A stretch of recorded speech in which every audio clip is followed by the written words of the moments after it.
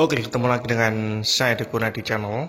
Nah, pada video kali ini saya akan membahas tentang yang dimana akhir-akhir ini kita bisa tahu banyak lokasi tempat yang banjir ya. Jadi mobil banyak yang kerendam, mobil melewati banjir, ya, mobil sampai di rumah itu mobilnya tenggelam, ya, kena banjir bahkan sampai kelihatan atapnya aja.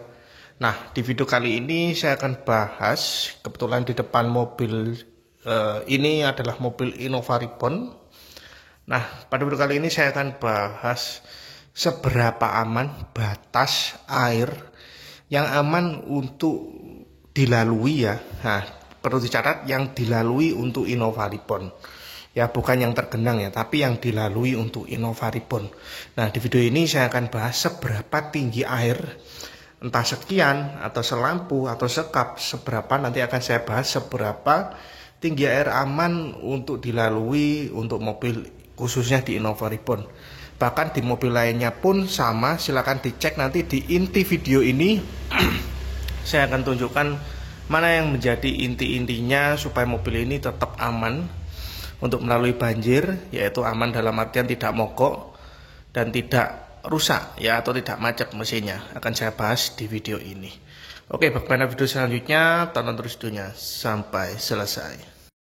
Oke, yang pertama kita bahas dari segi mesin ya. Pastinya mesin ini kalau banjir pasti akan terkena air ya. Bahkan kalau kita menerjang banjir, otomatis air akan masuk ke bagian ruang mesin melalui kap depan sini, karena grill kan dia lubang, karena ada lubang untuk radiator. Nah, di sini kita bahas dari mesin.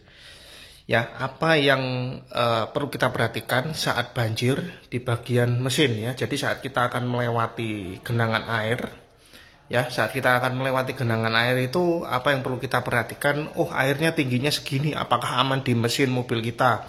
Apakah nanti tidak akan mogok? Apakah nanti tidak akan bikin mobil kita rusak? Jadi sebelum kita menerjang banjir, kita bisa mengetahui ya seberapa tinggi air, lalu kita akan eksekusi apakah kita akan menerjang banjir atau tidak.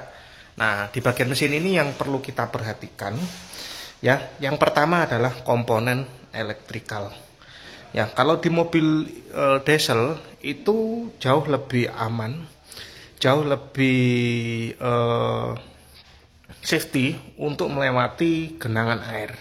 Bahkan kalau di mobil diesel itu mesin dicuci air pun itu nggak akan masalah ya. Mesin di steam, disemprot dengan tekanan itu nggak akan ada masalah selagi sil-silnya dari injektornya tidak ada yang bocor. Harusnya mobil diesel yang bisa jalan itu harusnya sil-sil injektor nggak akan bocor. Kalau bocor pasti bagian injektornya, bagian nozzle-nozzle-nya itu pasti kalau bocor mobil nggak akan jalan, mogok pasti. Ya, kalau mobil bisa jalan pasti hal tersebut gak akan bocor. Nah, oleh sebab itu kenapa untuk mobil diesel dicuci, disiram, disemprot, bahkan melewati terkena air itu biasanya lebih aman daripada mobil bensin. Karena di mobil bensin yang pertama dia ada busi.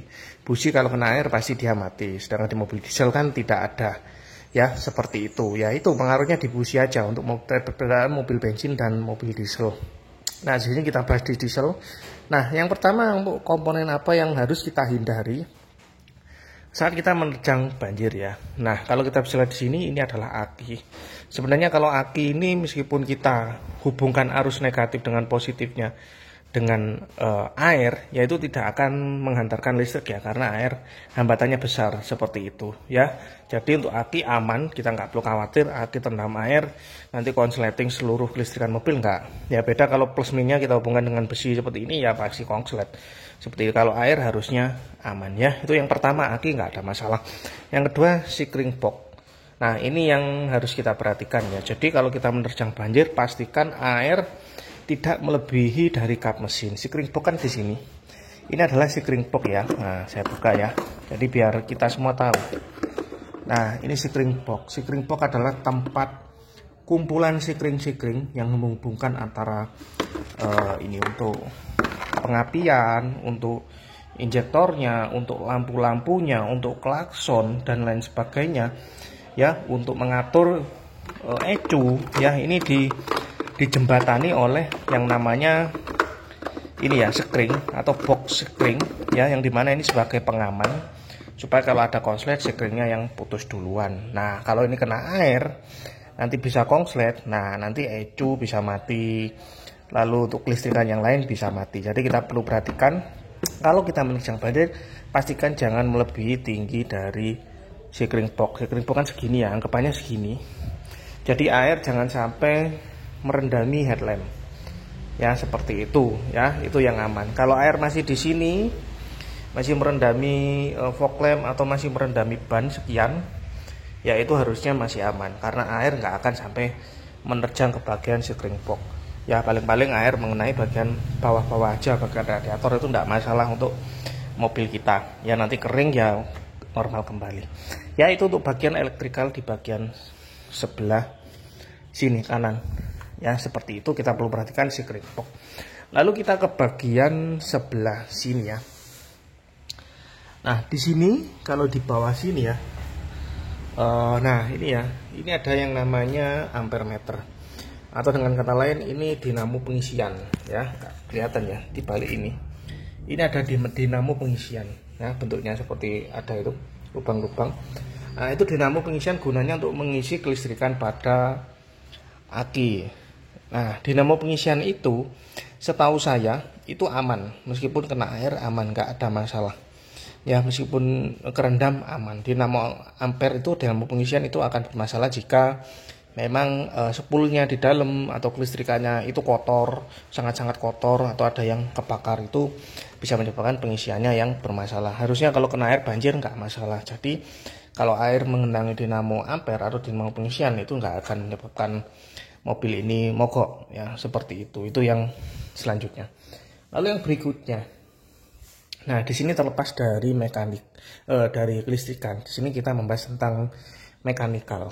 Nah kita bisa lihat di sini, ini adalah filter udara. Kebetulan saya pakainya yang open filter sementara ini ya. Nah kalau kita menerjang banjir itu kita wajib ya, ini wajib harus, jangan sampai kita air itu mengendangi filter. Jadi jangan sampai air itu masuk ke sedot, ke turbo, langsung ke ruang bakar.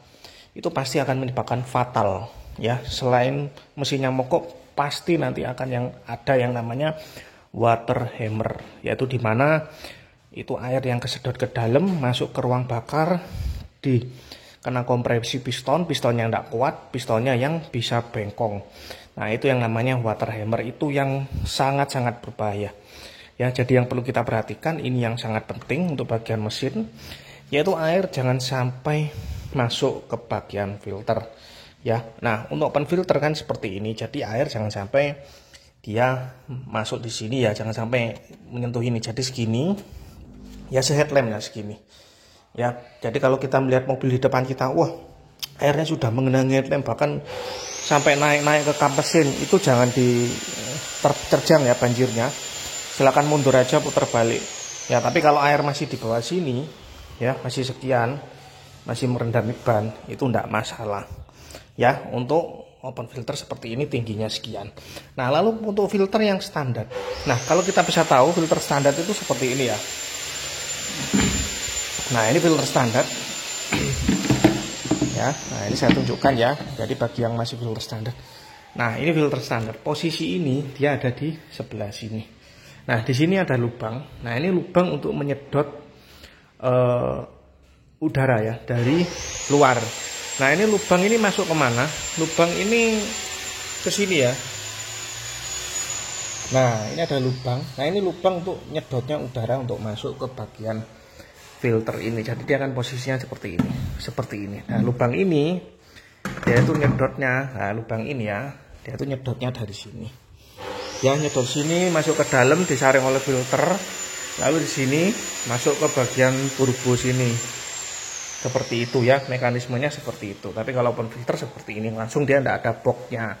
Nah kalau yang ada boxnya seperti ini, yang ori, airnya seberapa aman? Nah kalau box ini kan dia posisinya di sini ya. Kalau tingginya, box ini tingginya kurang lebih sama dengan filter, open filter ini, tapi dia kan nyedotnya dari sini ya, dari sini dia nyedotnya. Tapi di sini ini tidak ada seal Ini cuma gabus aja, air bisa meresap di sini. Ya otomatis air jangan sampai mengenai jarak di sini. Jadi segini harusnya ini lebih rendah daripada open filter ya. Harusnya open filter yang lebih aman ya. Nah ini segini. Jadi ya segini ya. Nah segini. Air jangan sampai merendam atau mengombak-ombak di bagian headlamp sini ya. Kalau masih bawahnya nggak apa-apa. Karena di sini ada lubang untuk nyedot udara masuk ke dalam filter ini. Nah, di bagian sini. Nah, ini lubang ini nyedot airnya dari udaranya dari mana? Nah, ini ada yang namanya orang katakan itu belalai ya. Jadi belalai gajah. Nah, ini ya filter belalai gajah pipingnya. Ini menuju ke sini. Nah, ini ya kita lihat di sini. Nah, ini menuju ke sini, ke atas sini. Ya, nah ini ke atas sini. Nah ke sini lalu dia sampai ke atas sini. Nah ini ya, nah, dia nyedot ini lubang ini bolong nih. Kalau kita raba dengan tangan ini bolong. Nah berarti dia nyedot air dari sini, ya dari bagian sini. Nah harusnya kalau ini dia kedap ya, misalkan nggak bisa nyerap air, ya nggak bisa nyedot air, misalkan banjir segini air nggak akan masuk ke sini. Itu harusnya aman dia sampai tinggi air sekian. Itu bagus sekali ya. Nah sekian. Ya karena nyedotnya lubangnya dari situ. Ya, harusnya segini pun batasnya segini ya, bahkan segini. Ya aman. Kebetulan di sini ini bukan seal, bukan karet. Ini seperti gabus. Ini ya nyesap air ya ini ya. Ini masih nyesap air memang nggak mungkin banyak ya.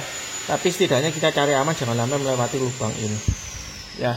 Tapi kalau nekat ya sampai sini juga nggak apa-apa ya. Karena dia lubangnya nyedotnya itu dari sini ya. Kita bisa lihat di situ ya. Jadi sini. Jangan sampai air sampai mengenangi sampai mengombak-ombak ke kaca, wah itu pasti akan mobilnya mogok. Ini sudah pasti terendam untuk mesinnya. Ya seperti itu. Setidaknya kesimpulannya untuk bagian mesin kita harus perhatikan genangan air jangan melebihi headlamp aja.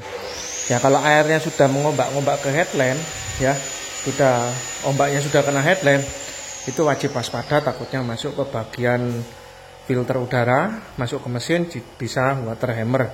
Lalu untuk bagian sini kita perlu perhatikan untuk sikringnya, ini posisinya harusnya tingginya sama ya dengan filter. Jadi kesimpulannya untuk bagian mesin kita cari aman kalau menerjang banjir jangan melebihi airnya melebihi headlamp, pastikan segini aja. Ya kita lihat mobil bagian depan kalau masih airnya segitu ya harusnya aman. Ya seperti itu yang harus kita jaga untuk bagian mesin untuk menghadapi banjir yang sekarang lagi musim-musimnya. Oke sekarang kita ke bagian dalam kabin ya. Kita lihat elektrikal di dalam kabin khususnya pada bagian ECU-nya. Oke ini sekarang saya di dalam kabin Innova Reborn.